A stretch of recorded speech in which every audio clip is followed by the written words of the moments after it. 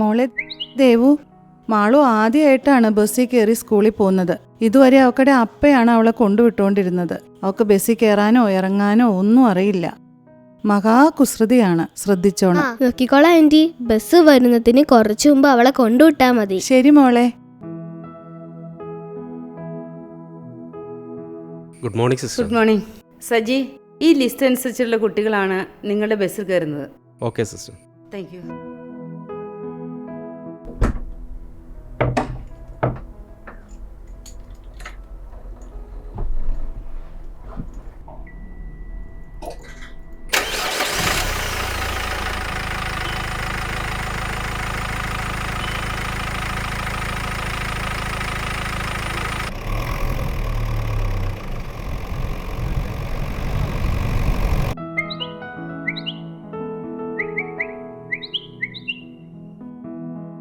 ദേവു, വൈകുന്നേരം ട്യൂഷന് പോകുന്നില്ലേ?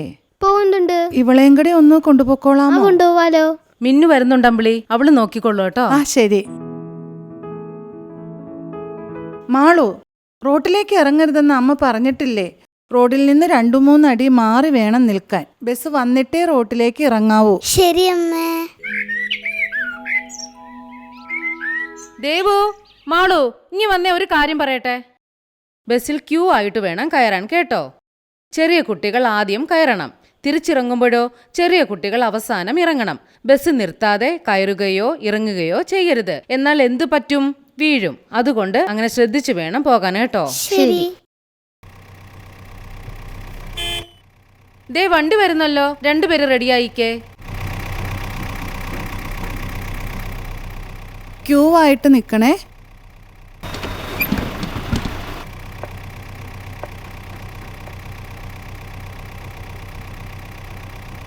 കയറുമ്പോഴും ഇറങ്ങുമ്പോഴും ഹാൻഡ് റെയിലിൽ പിടിച്ചിട്ട് കയറണം കേട്ടോ മക്കളെ. ബാഗ് താഴെ വെക്കരുത്, ആരെങ്കിലും തട്ടി വീഴും.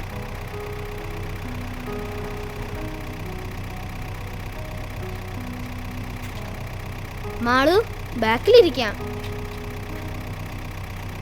മാളു, ചാരി ഇരുന്നേ, പിടിച്ചിരുന്നേ. ഓടുന്ന വണ്ടിയിൽ എഴുന്നേറ്റ് നിൽക്കരുത്, വീഴും. ബീനെ, പിള്ളേരുടെ ലിസ്റ്റ് നോക്കണം കേട്ടോ. ആ നോക്കുന്നുണ്ട്.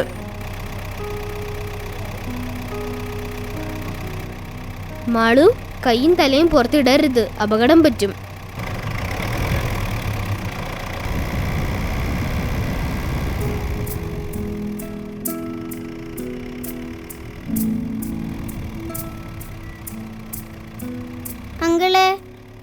മോളെ ഇവിടെ ഇരിക്കുക. ഡ്രൈവ് ചെയ്യുമ്പോൾ അങ്കിളിനെ ശല്യപ്പെടുത്തല്ലേ.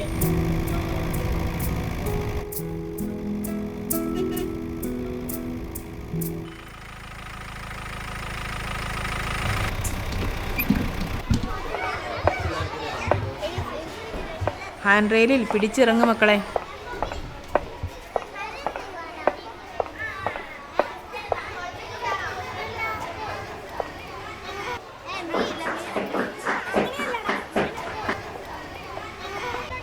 വൈകിട്ട് സ്കൂള് വിടുമ്പോൾ ഒത്തിരി പേര് കാണും ബസ്സിൽ കയറാൻ. അപ്പോ തിരക്ക് കൂട്ടാതെ ക്യൂ നിന്ന് കയറിയാ മതി. ചേച്ചി വരൂലേ? ഞാൻ കാണും. വൈകുന്നേരം സ്റ്റോപ്പിൽ ഇറങ്ങുമ്പോൾ ബസ്സിലെ ആന്റി നമ്മളെ റോഡ് ക്രോസ് ചെയ്യാൻ സഹായിക്കും. ബസ്സിന്റെ ഫ്രണ്ടിലൂടെയോ ബാക്കിലൂടെയോ തനിച്ച് റോഡ് ക്രോസ് ചെയ്യരുത്. ശരി ചേച്ചി, ടാറ്റാ.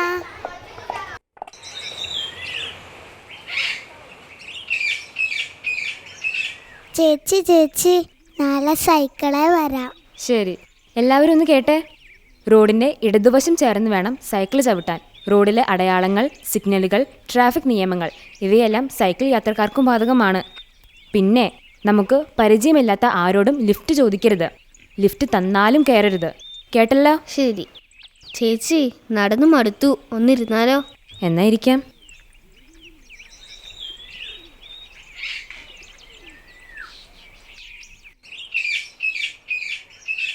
ആ, നിങ്ങൾ ശ്രദ്ധിച്ചേ. നമ്മൾ റോഡിലൂടെ നടക്കുമ്പോൾ ഫുട്പാത്തിലൂടെ വേണം നടക്കാൻ, അല്ലെങ്കിൽ റോഡിന്റെ വലതുവശം ചേർന്ന് വേണം നടക്കാൻ. മനസ്സിലായോ? എന്നാ വാ പോവാം. എല്ലാരും ലൈനായി വാ.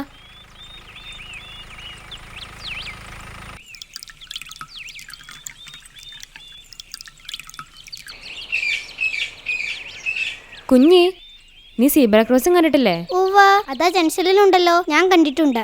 ഈ സീബ്ര ക്രോസിംഗ് ഉള്ളിടത്ത് അതിലൂടെ വേണം ക്രോസ് ചെയ്യാൻ. ചെടികളുടെ മറവിലോ വണ്ടികളുടെ മറവിലോ പോയി ക്രോസ് ചെയ്യരുത്. ഡ്രൈവർമാർക്ക് നമ്മളെ കാണാൻ പറ്റില്ല. ഇനി റോഡ് ക്രോസ് ചെയ്യേണ്ടത് എങ്ങനെയെന്ന് പറഞ്ഞുതരാം. നമ്മൾ ആദ്യം റൈറ്റ് നോക്കണം, പിന്നീട് ലെഫ്റ്റ് നോക്കണം, പിന്നെയും റൈറ്റ് നോക്കിയിട്ട് വണ്ടി വരുന്നില്ലെന്ന് ഉറപ്പാക്കിയിട്ട് നമ്മൾ ക്രോസ് ചെയ്യണം. എന്നിട്ട് പകുതി എത്തി കഴിയുമ്പോൾ വീണ്ടും ലെഫ്റ്റ് നോക്കണം, എന്നിട്ട് ക്രോസ് ചെയ്യണം. ശരി. ഓക്കെ. റോഡിന് കൃത്യം കുറുകെ വേണം ക്രോസ് ചെയ്യാൻ. ആരും ഓടരുത്. ഓക്കേ. ദേ നോക്കിക്കേ, അതാ സീബ്ര ലൈൻ. ഇനി റോഡ് ക്രോസ് ചെയ്യണത് എങ്ങനെയെന്ന് കാണിച്ചു തരാം കേട്ടോ.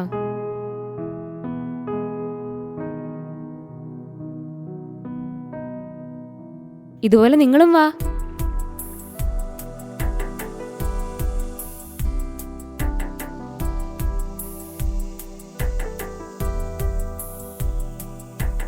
വഴിയാത്രക്കാരായി റോഡ് ഉപയോഗം തുടങ്ങുന്ന കുട്ടികൾക്ക് റോഡ് സുരക്ഷാ വിദ്യാഭ്യാസം വളരെ ചെറിയ പ്രായത്തിൽ തന്നെ തുടങ്ങേണ്ടതാണ്. മുൻകൂട്ടി പറയാൻ പറ്റാത്ത തരത്തിലുള്ള പെരുമാറ്റം, അപകട സാധ്യത പരിഗണിക്കാതെ എടുത്തുചാടുന്ന സ്വഭാവം, അപകടത്തെ മനസ്സിലാക്കാനുള്ള കഴിവില്ലായ്മ, ശരിയായ തീരുമാനമെടുക്കാനുള്ള അറിവില്ലായ്മ, തനിക്ക് ചുറ്റുമുള്ള തെറ്റായ മാതൃകകളുടെ അനുകരണം മുതലായവ കുട്ടികളെ അപകടത്തിലേക്ക് നയിക്കുന്ന ഘടകങ്ങളാണ്. അതുകൊണ്ട് തന്നെ സുരക്ഷിതമായ പെരുമാറ്റത്തെക്കുറിച്ച് അവരുടേതായ രീതിയിൽ മനസ്സിലാക്കിക്കേണ്ടത് അത്യാവശ്യമാണ്. റോഡിൽ എങ്ങനെ സുരക്ഷിതരായിരിക്കാമെന്ന് കുട്ടികളെ പഠിപ്പിക്കണം. റോഡ് നിയമങ്ങൾ പാലിക്കാൻ അവരെ പരിശീലിപ്പിക്കണം. അതിന് ദീർഘനാളത്തെ കൂട്ടായ പ്രയത്നം വേണ്ടിയിരിക്കുന്നു. അതിനാവട്ടെ ഇനിയുള്ള നമ്മുടെ ശ്രമം.